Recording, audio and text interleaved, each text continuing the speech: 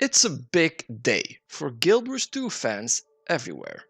Secrets of the Obscure is the first expansion in their newly rolled out content plan.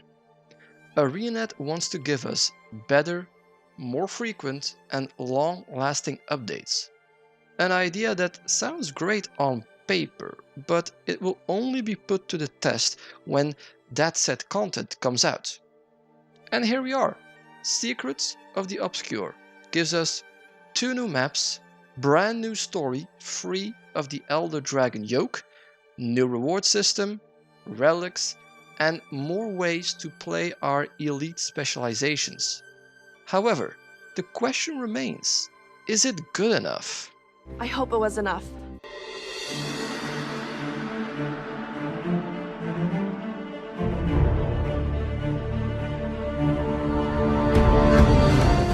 Worries about the size of the maps can be put to rest, as far as the first map, Skywatch Archipelago, is concerned.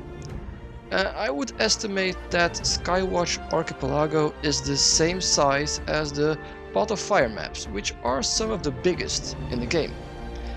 They're also bustling with events, adventures, vistas, point of interest, NPCs. Exploring these first few zones in Skywatch Archipelago felt the same as exploring the first map of any of the previous expansions. So mission accomplished there. This is, however, the first map. In the past we have had a similar strong beginning, but later maps felt rushed and unfinished. Also something I noticed was no hearts to complete so far. Something to track for the future. Just as important as those first steps on a new map are the first story steps, especially for Secrets of the Obscure, as it leaves behind the Elder Dragon plot to discover new narrative forays. So far, the expansion takes time to develop the story and finds a balance between story exposition and combat scenes. It also tries a more darker tone with demons and dark alternate realities of previous expansions. Highlight so far is the Grand Poobah of the Cryptis, Cirrus, clearly the DeMazz model from Raid Wing 4, Bastion of the Penitent. They made some badass looking upgrades, making Cirrus look threatening to say the least. Let's hope Secrets of the Obscure gives us a developed villain with some substance instead of the paper thin void villain we got in End of Dragons.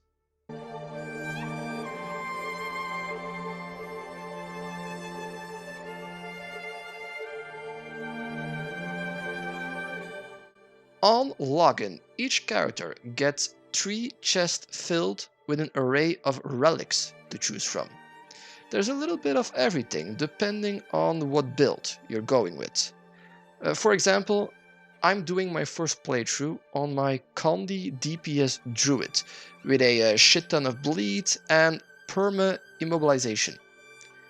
I chose for Relic of the Afflicted, which places a dead nova when defeating an enemy that inflicts poison and bleeding. Relic of the Dragon Hunter also caught my attention. When hit by a trap skill, strike damage and condition duration is increased by 10% for 5 seconds. Finally, a Relic of the Daredevil seemed nice as well. On dodge rolling in combat or evading an attack, your next attack is guaranteed to be a critical hit. So far, no relics stand out as completely broken. It's also a system that they can tweak and experiment with in the future.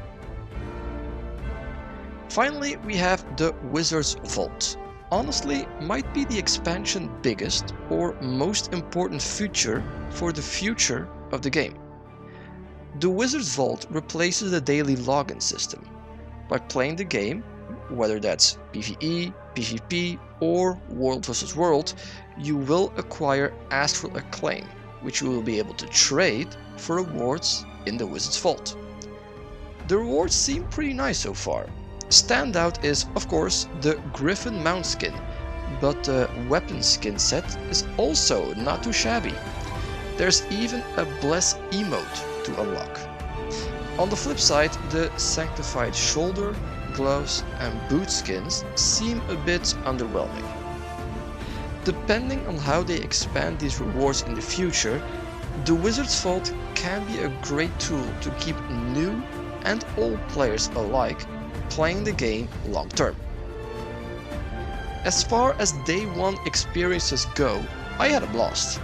Also, no technical difficulties whatsoever. Of course, day one reviews don't tell a complete story. That's why I'm intending to make a full review when I finish the story and played the expansion to its fullest. Let me know what your first impression was of Secrets of the Obscure. What did you like? What did you dislike?